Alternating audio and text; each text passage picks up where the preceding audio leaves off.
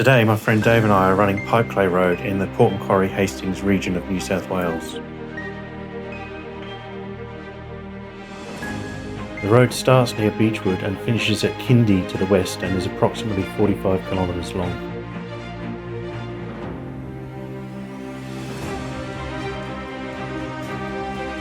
It traverses forested hills, farmland and river valleys, offering a mix of sealed and unsealed sections and wonderful scenic outlooks. The road closely follows the north side of the Hastings River, especially near Kindy, which is known for its historic suspension bridge built in 1936.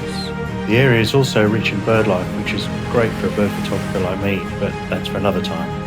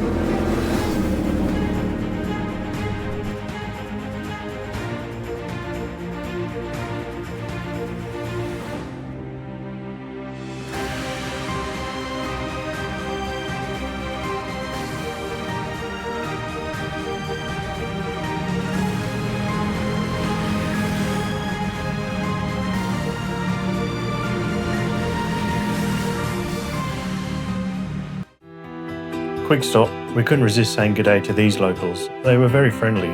Perhaps they thought we had food.